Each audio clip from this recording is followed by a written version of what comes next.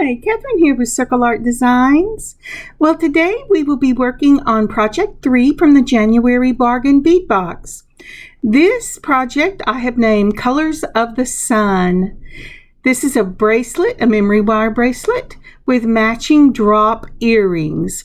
And if you've noticed anything different about my little screenshot at the beginning, I was told I needed to put a picture of myself so you knew who was speaking. So there's a picture of myself. I don't know if I'll keep it up. I don't like having pictures of myself up, but there it is.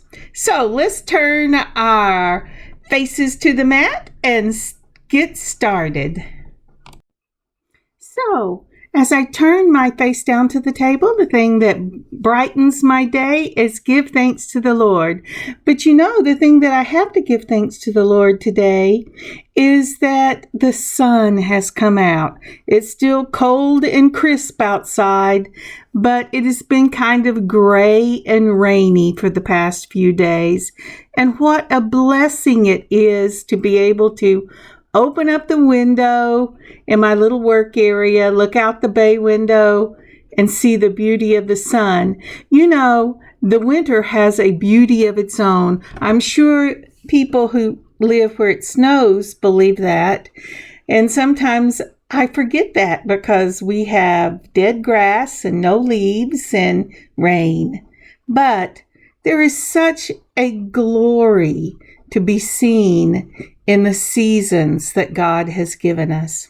So, what do you have to be thankful for today? All right, let's get started. First up on the mat, on the left side are 6mm rhinestone rondelles in a gold tone and crystal rhinestones. I love these things. I got these off of Amazon. Next, going towards the right, we have a 4mm gold spacer balls. These are not my traditional ones. They have little lines in them, and I really like them. But I only have a few, but I think it'll be enough for this bracelet. And then moving on around to the right, we have the we have the 10mm striped agate, and this is from the Bargain Bead Box. And over in the right corner is our memory wire. I have this in bright gold, and we will be using a little over 3 strands or 3 circles of this memory wire. Going down from the memory wire, right underneath it is that 8mm tiger skin jasper round beads. This is also from the Bargain Bead Box for January. And going to the left from those are our seed beads. And these are 80 seed beads. You can use any color that you have on hand. I have chosen a black iris, and I think it's beautiful. Has a slight purple tinge to it. Then continuing on, we have our copper 80 seed beads.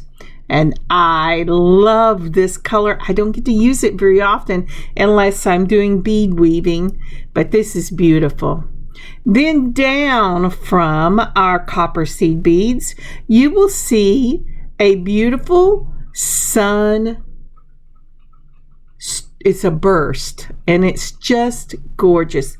This charm I got in a set off of Amazon. I got them I guess it's been about 1.5 years, and they were a lot in there, but they come in brass and copper and gold and silver. So if you like these, take a look on Amazon. They may still have them up. Then from there, we have those beautiful crackle beads in an 8mm. I think this is It's what I think of when I think of the sun. Although when you see pictures of the sun, there are all these colors mixed in. And then last but not least is our carnelian. And this is in a 8mm, and it's a round, and it is beautiful, also from the Bargain Bead Box. So everything that we're using for this bracelet in the way of beads, except for our seed beads, come from the Bargain Bead Box. So let's get started. Oh, and I forgot to tell you, the other things we will need for the bracelet and the earrings, you will find in the little boxes. I've put several little boxes up. Some of them are for tools. Some are for the alcohol ink painting we will do. And we're going to start with that. So that one will be the Gold Ranger alcohol ink. Some alcohol in at least 70%. Whatever you would like to put this on with a little paper towel, because you're going to antique it. That's the best way I can describe it. And then I think that's it for the painting portion, but everything else is listed in the boxes. So let's go. Oh, and the sun's shining through the window. Can you hear the little click click of my toys? Okay, so the first one that I am showing you was unpainted, and this one is painted with the Ranger Gold. I like the more matted look of the one on the right. The left one is just a bit too yellowy shiny for me, and I think you missed some of the details. So that's why we're painting it with the Ranger Gold alcohol ink, so it'll have that look to it. All right, so now that we have put down our tile, and I have a piece of paper on it because this gets real messy real fast. This again is the alcohol ink, and it is from Rangers, and I'm shaking it. I know you can't tell because my hand is falling off. Let me get this down a little bit, and we'll start again. Someone told me, I wish you wouldn't move the camera up and down. Well, sometimes I just forget to stop it and move it back down. But boy, we're going to shake the dickens out of this thing. It has a little ball in it, and it helps to really mix it up. And I really, really love this color gold. So we're going to start off by putting a little drop in the center, and I'm going to start out using a toothpick. And the drop just goes down the sides, and it fills this out really well, just like that. Then I'm going to bring a little piece of tissue in, and I'm going to soak up just the edges so that it doesn't run where I don't want it to go. Alcohol ink is very forgiving as long as it's wet, and the beauty of it is that the alcohol, the 70% alcohol, will also wipe it off of any place that you don't want it. And we will be doing that at the end whenever we start the antiquing process, because we will be wiping part of this off to have the shiny gold come through. Now this is a little rubber tip brush that I am using to help spread this. I'm sorry my thumb is in the way, but I'm trying to get it right into the crevices of the sun to give it some depth. That's one of the things that bothers me whenever I do a charm like this, is when it has these beautiful pieces that need depth, but it's all the same color.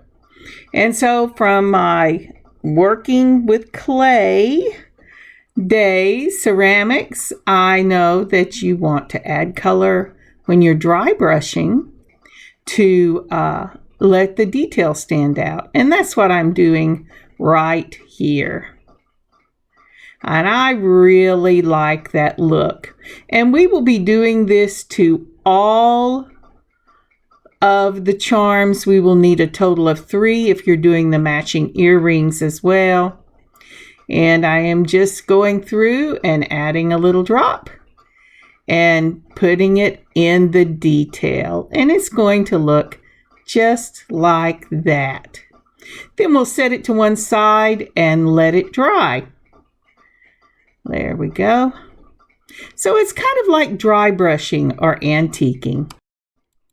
Now, if you get it where you don't want it, remember you can take a little bit of alcohol and just wipe it off as long as it hasn't dried.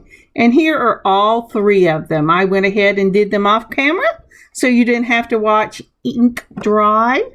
But it's a very simple process. Doesn't that give depth to that sun? I really love it. So let's go ahead and lay out our beads and take our memory wire while our alcohol ink dries. We were going to need memory wire cutters, and that was on the list of tools you will need. You're going to start at the tip, and you're going to count 1, 2, 3, and then you're going to go past the end of the tip, about 1.5 inches to 2 inches. Put it in the back of your memory wire cutters and just clip that end. And that is all there is to it. Make sure you always go back further than you think you're going to need to, because space is taken up by the beads. Now this one got a bad cut the last time I used it, so I just took my memory wire cutters, I got new ones, and went ahead and cut it. Now with your straight nose pliers, you're going to take the very end, making sure that it does not stick out, and you're going to use little bitty turns just like that until you bring it all the way down and it touches the wire. Now, as a precaution, what I always do is I go ahead and use the memory wire, and use a larger bead at the end for my memory wire. And it looks just like that, and it's all closed up. That way the little seed bead doesn't wiggle its way into the loop. So I use a spacer ball normally at the end. And here goes our spacer ball.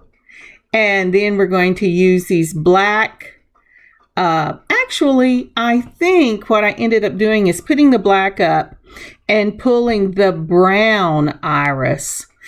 Even though it says black on the list, I decided once I started that the black was too stark up against that copper, and so I did the brown iris seed bead in an 8/0, and that's what we're doing.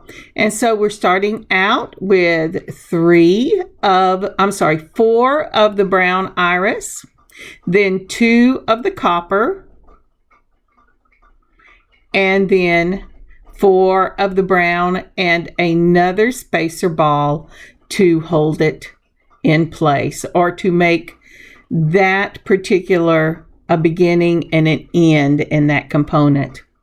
Now, once I've done that, I'm putting on the yellow-orange crackle, the rhinestone rondelle, then the cornelian, another rhinestone rondelle, and the tiger skin jasper. And I'm closing this component up with another spacer ball. And I'm sorry it wasn't in the picture. I'll get a picture of it in a moment and put it in place. Sorry, this is out of focus. It's just a screenshot. But this is round 1, or the first circle of your 3-circle bracelet. Component 1 in this, and this is mainly for the back of the wrist, will be 4 of your 8/0 brown iris seed beads. First a spacer ball, then the 4 seed beads. Then 2 of your 8/0 copper seed beads, and then 4 of your 8/0 brown iris seed beads. Round 1, component 1. Then on round 1, component 2, and this will be a component we use over and over again. It will be your spacer ball, then that's the differential between the first component and the second component. So you have your spacer ball, your 8mm crackle bead in that beautiful yellow-orange, a rhinestone rondelle spacer, your 8mm cornelian bead, another rhinestone rondelle spacer, your 8/0 tiger skin jasper bead, and a spacer bead. And this would be another one of these spacer balls. You end with a spacer ball each time to break up your components, and then you add a spacer ball at the back, which is the end of one and the beginning of another. Okay, let's go on. Now, as I said before, that round one, component one is for the back of the wrist because I don't like beads laying on the back of my wrist. So this time you start out with 3 of those brown 8/0s, 1 of the copper, and 3 of the brown 8/0s. And that would be component 3 on round 1. 3 brown, 1 copper, 3 brown, and a spacer ball. Now, after the spacer ball, you have a rondelle, and then you have another, you have the agate, the spiral agate, and then another rondelle and a spacer ball. And here is the picture listing component 3 and component 4 on round 1. Now moving on, we're going to continue. Oh, here I'm putting on the spacer ball because it didn't get in the picture. I just listed it. We're going to continue on with component 3, which will be the 3 brown 8/0 seed beads, a copper bead, and then the 3 8/0 seed beads. And you know what I've done? Let's see if I catch it.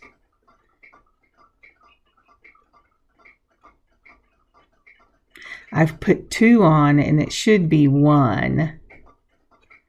I hope I catch that. I'm betting I didn't. But it's still beautiful. It's just a little faux pas. It proves that we're all human. All right. So I'm putting on the spacer to complete component 3, and then I'm going back to component 2. So I have my spacer ball on, then the tiger skin 8mm goes on, and then a rhinestone rondelle spacer. Your carnelian 8mm goes on, another rhinestone rondelle spacer, and then the they call it amber, and so the amber crackle bead right there. And then another spacer ball, and that is component 2 in the picture. Once we're done with that, let's get that. You know, sometimes these little holes are clogged up, and it's a little hard to get them in. But let's move it down and let's take a look.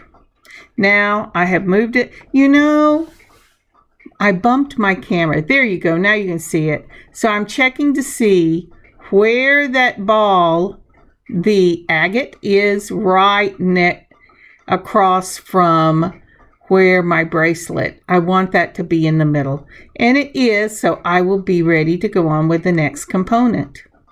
So the next component will be the brown seed beads again, and we're going to do 3 of them if they'll quit popping off, then a copper, and then the brown,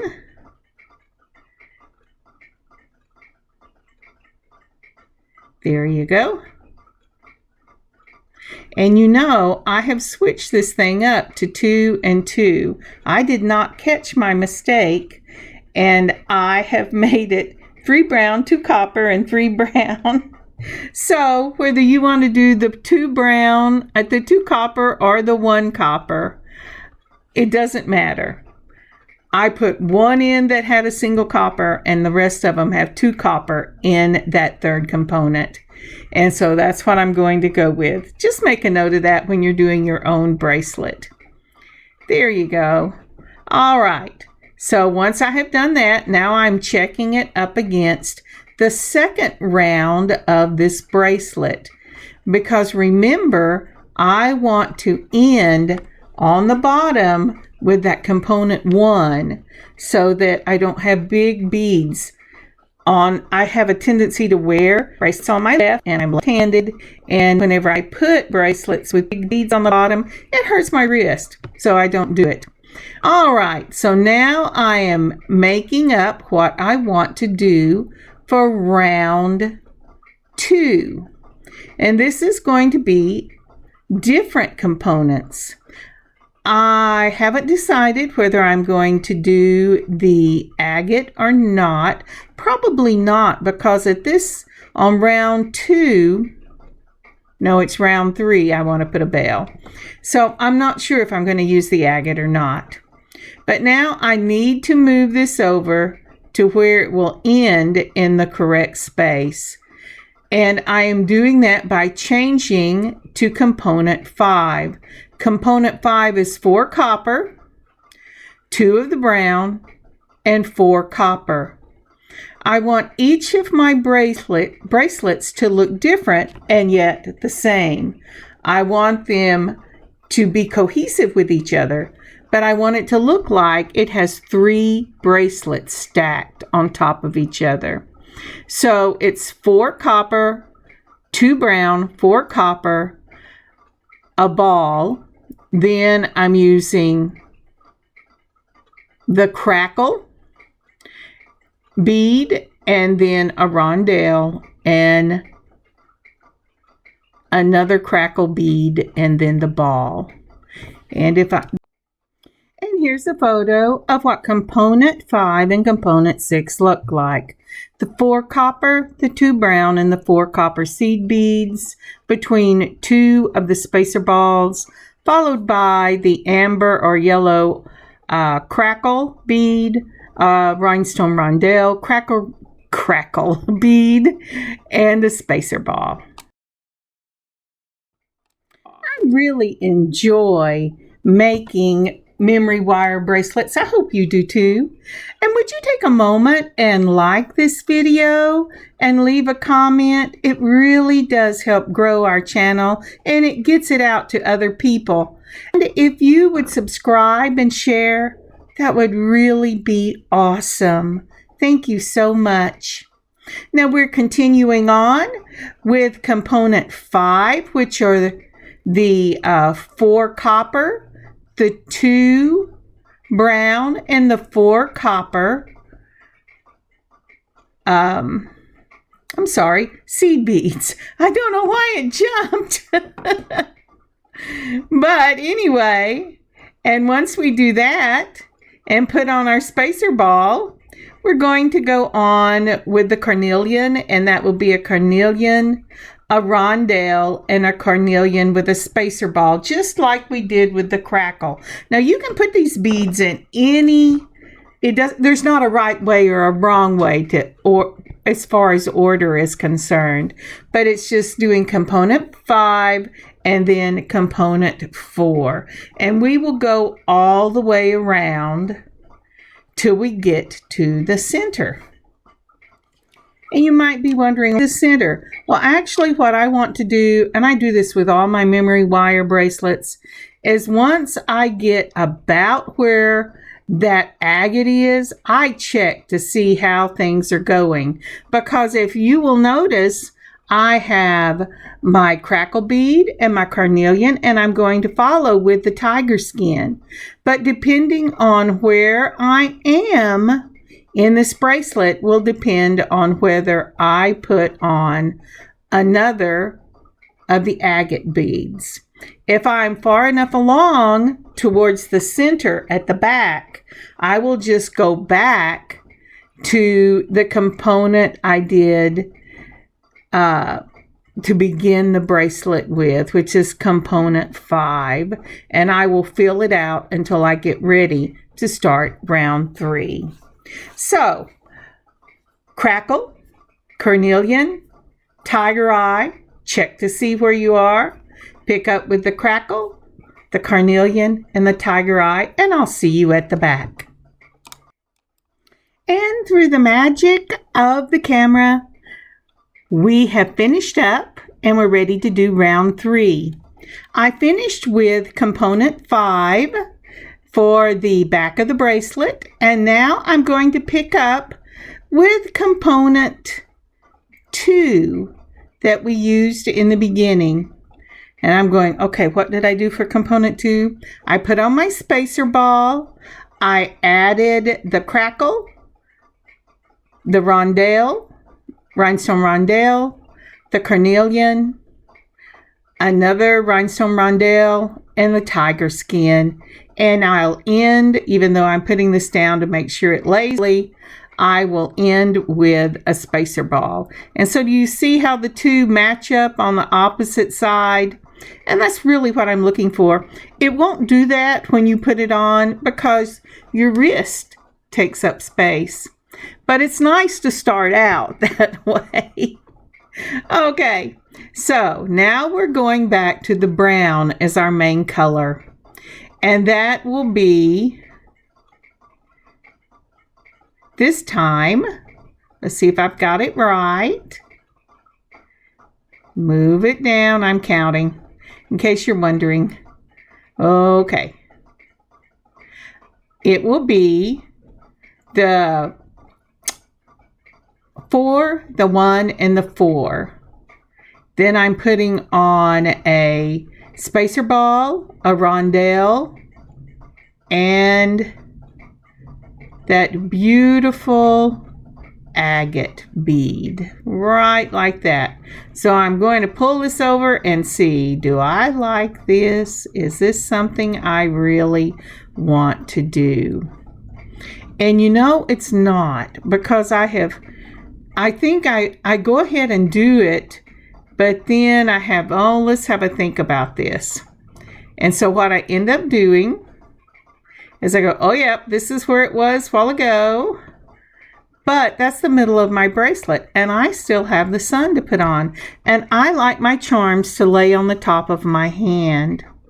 So I took off what I did, and I am putting on a rondelle spacer, a plain bell, and a rondelle spacer. And I checked it. And you go, but you just took it off. Yeah, I did. Because what I want to do is I need to give it some bend because the wire is going to change. So I put on 2 beads, the rondelle spacer, the 2 beads, then the bell, and a rondelle spacer. So that gives some cover when this goes around the circle. Then I will pick up with the 3 brown beads, the 1 copper, and the 3 brown beads for this component. And let's see if I can get a picture of this. And here it is, starting at the top with the first component. If you remember, we did the last component, the 4 copper, the 2 brown, and the 4 copper. And then we put on component 2, which was the crackle, the carnelian, and the tiger skin with a spacer ball. And then here we're starting out with the 3 brown, the 1 copper, the 3 brown.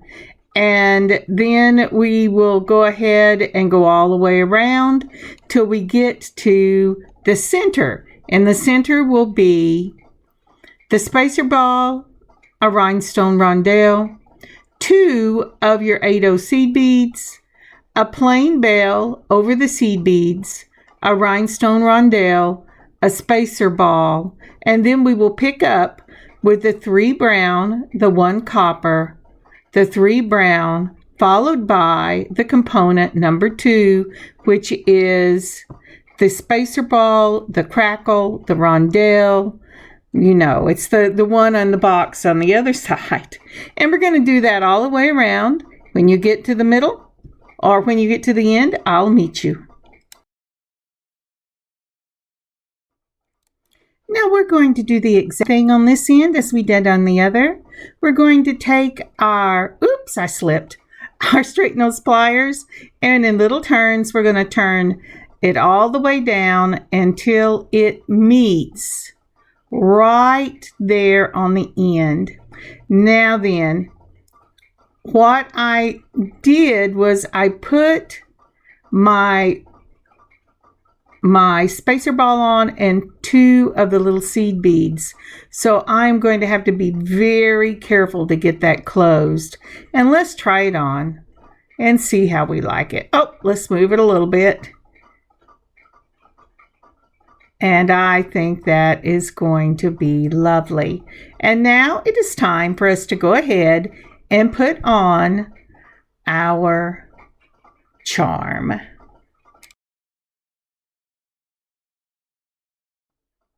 So, moving the bell into place, we're going to take a jump ring, put it between two pliers, twist one of the pliers to open the jump ring. Then we're going to place that jump ring, the bell on that jump ring, and then we're going to put on our charm. Make sure that your charm is facing the front, because these sun charms definitely have a back and a front. They're not like the chandeliers we made. Now, one of the things I did was I tried on one of the moon and star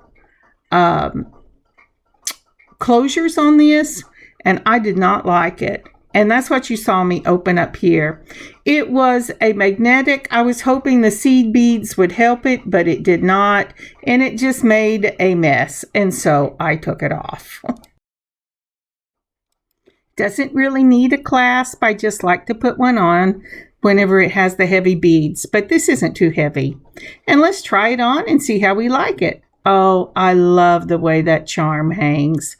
Isn't that lovely? Right across from that beautiful agate, all the colors of the sun. It's gorgeous. I'll put pictures at the back, but let's go on and do the earrings.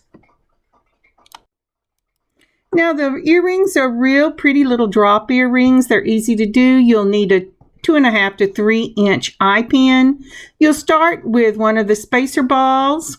Then you're going to do 2 of the brown, 1 of the copper, and 2 of the brown to get that piece back into the earrings from the bracelet.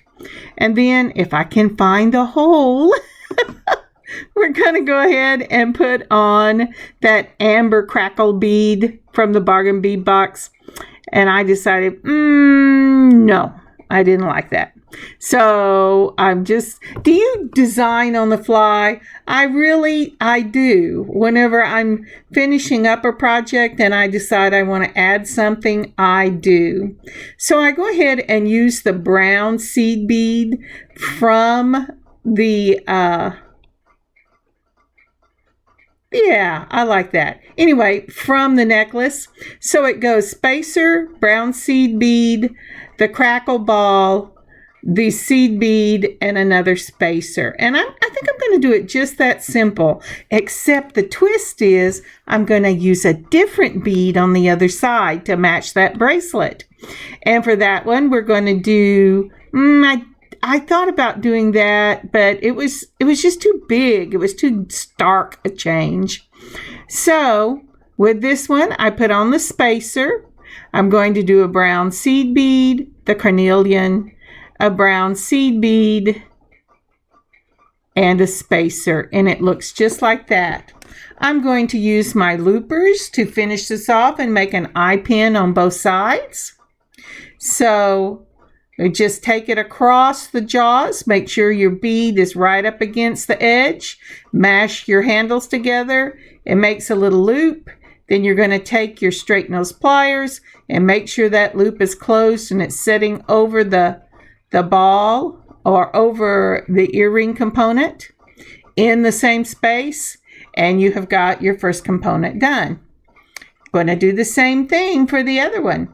We're going to make sure it is across the jaws, it touches, mash the handles, it makes the little loop. We're going to close that loop off with our straight nose pliers and make sure it's in the same plane, and you will have your second component. And make sure that these loops really are closed, even the one that was closed when you bought that eye pin, because sometimes they're not really. So with our beautiful antiqued painted sunburst that brings out the details. Aren't those lovely? We're going to need jump rings for these. I really like these earrings. I may have to put them on some clips. Make me a set because I have extra beads. I really like these earrings, and I wear clip beads. I'm pulling out some of the 4 millimeters that I have for these earrings because I want to join it, but I'm not making the jump ring this time part of the design. So I'm using a smaller jump ring. I put on my charm first. Then I put on my component and close it up. Just like that. And it's a twist of the wrist on one side to open it and a twist of the wrist on the same side to close it. Please, please, please don't pull these apart. You will ruin your jump ring. Or if you get it together, you'll have a weak spot that will give way when you least expect it. We're doing the same thing again with a twist of the wrist, just like this. We're going to close that up. I always touch them to make sure they're closed because, you know, they trick you. All right, isn't that pretty with the 2 different beads from the bracelet? Again, of the twist of the wrist, we're going to open that jump ring. We're going to put on the component. I'm holding it steady to see how it's going to swing. Then I will put the front of the earring to the front of the component. That way, because I'm using lever backs, the front should always be in the front because I checked to see how it was going to hang. Sometimes they twist, but I want these to hang in the front. I do not want the back of my sunburst to be what people see. And I'm doing the same for the other. And these earrings are done. I said they're real easy earrings to do. And I think they match beautifully. And here is the set. It is just gorgeous. This will be up in the shop when you see this video. And I will add pictures to the back. Aren't they pretty? I just love this set enough that I can make a set for myself. Clips. Oh boy. Thank you so much for joining me on this beading adventure today. I've had a lot of fun, a lot of laughs, and my heart is light for having shared this with you. I hope you have a wonderful beading adventure of your own today, and I will see you later in the week. Kathryn, circleartdesigns.square.site. God bless y'all.